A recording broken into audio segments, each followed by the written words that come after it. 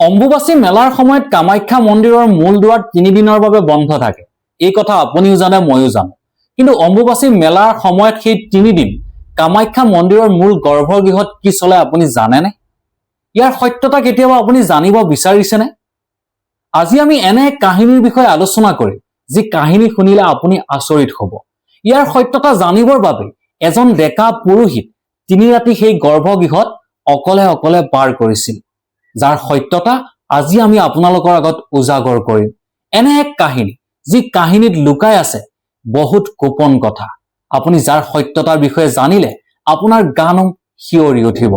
নমস্কাৰ, মোৰ নাম অনন্ত নাথ। আন এক জ্ঞানবৰ্ধক ভিডিঅ'লৈ মই আপোনালোক সকলোকে স্বাগতম জনাইছো। প্ৰিয় দৰ্শক, মোৰ ইউটিউব চেনেলটোৰ নাম হ'ল ধাৰ্মিক কথা। বলক দেৰি নকৰি ভিডিঅ'টো আৰম্ভ কৰোঁ। এজন ডেকা পুৰোহিত, বয়স 25 বছৰমান হ'ব। সকলো দিশৰ পৰা তেওঁৰ জ্ঞান আছে, বেদৰ জ্ঞান আছে, মন্ত্ৰৰ জ্ঞান আছে, সকলো দিশৰ পৰা তেওঁৰ জ্ঞান আছে।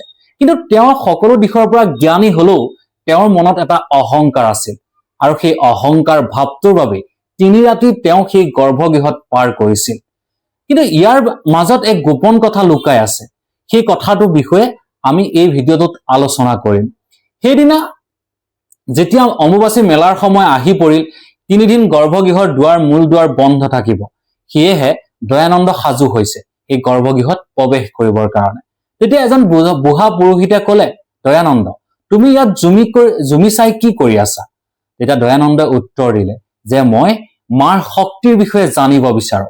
মোৰ বেদৰ জ্ঞান আছে, মাৰ ৰহস্যৰ বিষয়ে মই সকলো জানো। কিয় মই এই 3 ৰাতি গৰ্ভগৃহত প্ৰৱেশ কৰিব নোৱাৰো? তেতিয়া বুঢ়া পুৰোহিতজনে ক'লে, দয়ানন্দ, তুমি তেনে নকৰিবা। এই 3 দিন মাক অলপ শান্তিত থাকিবলৈ দিয়া। প্ৰিয় দৰ্শক, ইয়াতে আৰম্ভ হ'ল সেই কাহিনী। কিন্তু অহংকাৰী দয়ানন্দই সেই কথা নুশুনি গৰ্ভগৃহত প্ৰৱেশ কৰিলে, আৰু গৰ্ভগৃহত প্ৰৱেশ কৰি তেওঁ 3 ৰাতি গৰ্ভগৃহতেই পাৰ কৰিলে। আৰু 3 ৰাতি গৰ্ভগৃহত পাৰ কৰি অহাৰ পিছত দয়ানন্দই মাতিব নোৱাৰা অৱস্থা দেখা পোৱা গৈছিল। কিন্তু কিয় তেনে হৈছিল? আৰম্ভ কৰো এই ভিডিঅ'টো।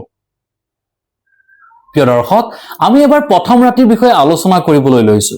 দয়ানন্দই মনে মনে গৈ সেই গৰ্ভগৃহৰ এটা খুঁটাৰ কিনাৰত লুকাই থাকিল। ৰাতি 12 মান বাজিছে। দয়ানন্দই এটা শব্দ শুনা পাইছে। এটা পবিত্ৰ শিলৰ পৰা কিছুমান তেজৰ টোপাল পৰিব লৈছে, আৰু সেই টোপালবোৰে দয়ানন্দৰ কাণত স্পৰ্শ কৰিছে।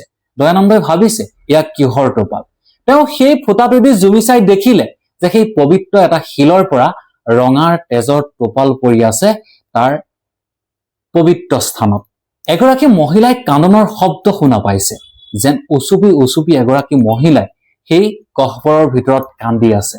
তেতিয়া দয়ানন্দই কি কৰিব, কলৈ যাব?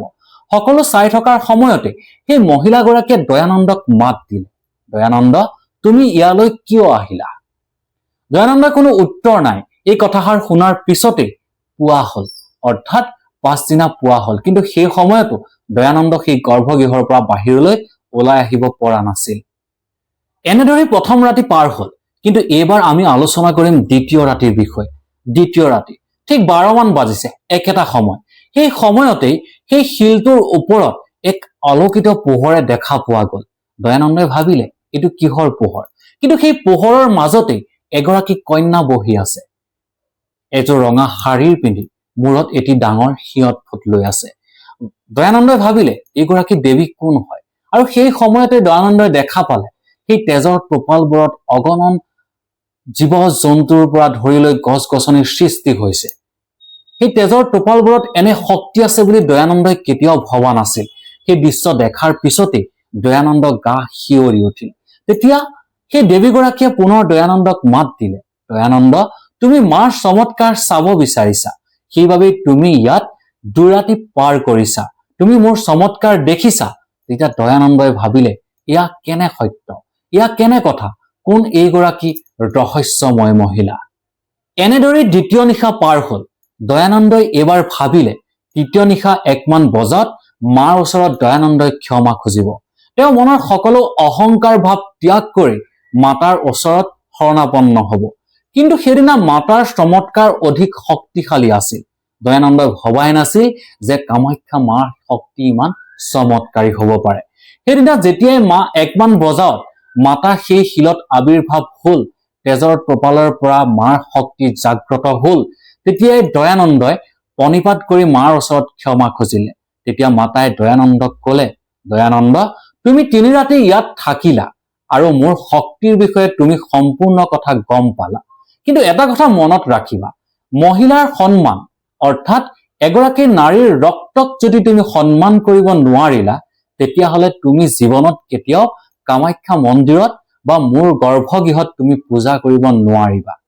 এই কথা শুনাৰ পিছতেই দয়ানন্দ আচৰিত হল, ইয়া কেনে চমৎকাৰ। প্ৰিয় দৰ্শক, যদি কোনো পুৰুষে মহিলাক সন্মান কৰিব নোৱাৰে, তেনেহলে সেই পুৰুষে কেতিয়াও হিয়াৰ কামাখ্যা মাৰ শক্তিৰ কথা বুজিব নোৱাৰে। দয়ানন্দক এই অভিশাপ দিয়াৰ পিছতে কামাখ্যা মা অৰ্থাৎ সেই শিলটোৰ ওপৰত বহি থকা চমৎকাৰী দেৱী নাইকিয়া হৈ গল। তেতিয়া দয়ানন্দ আচৰিত হল। দয়ানন্দই পুৱা যেতিয়া দৰ্জা খোল খালে, অৰ্থাৎ 3 দিনৰ মূৰত যেতিয়া গৰ্ভগৃহৰ দৰ্জা খোল খালে, বুঢ়া পুৰোহিতসকলে দয়ানন্দক সেই স্থানত পৰি থকা দেখা পাইছিল। আৰু দয়ানন্দই কোনো কথা কব পৰা নাই যে সেই 3 ৰাতি 3 দিন তেওঁ কি দেখা পাইছিল মন্দিৰৰ গৰ্ভগৃহত। আচৰিত কথাটো হল, 3 ৰাতি 3 দিনৰ পিছত দয়ানন্দই সেই কাহিনীৰ বিষয়ে কাকো কব নোৱাৰা হল। তেওঁৰ মুখত কোনো ভাষা নাই। তেওঁ জ্ঞানৰ ভাণ্ডাৰ থাকিব পাৰে, তেওঁ পূজাৰ মন্ত্ৰ জপ কৰিব নোৱাৰা হল।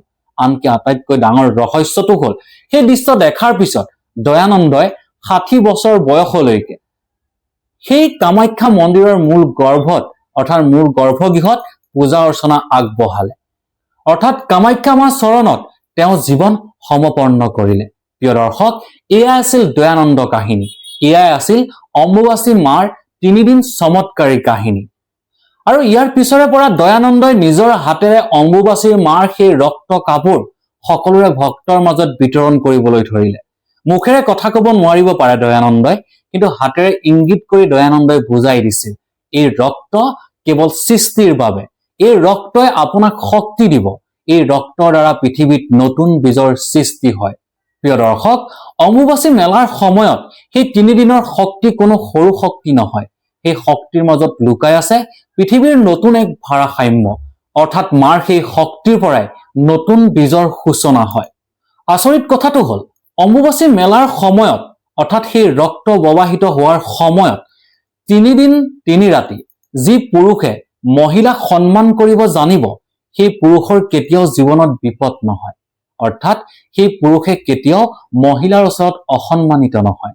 আপোনাৰ ওচৰত কামাখ্যা মাৰ প্ৰভাৱ কেনে হয়? আপুনি কামাখ্যা মন্দিৰলৈ গৈছেনে? বা এইবাৰ অম্বুবাচী মেলাৰ সময়ত আপুনি কামাখ্যা মাৰ ওচৰত কি আগবঢ়াম বুলি ভাবি আছে? নিশ্চয় কমেন্ট বক্সত আমাক জনাব বুলি আশা কৰিলো। প্ৰিয় দৰ্শক, এনে ভিডিঅ' পাবলৈ আমাৰ ইউটিউব চেনেল ধাৰ্মিক কথাক লাইক, শ্বেয়াৰ আৰু ছাবস্ক্ৰাইব কৰিব বুলি আশা কৰিলো। অৱশেষত সকলোলৈকে অম্বুবাচীৰ শুভেচ্ছা জনাই জয় মা কামাখ্যা। ধন্যবাদ।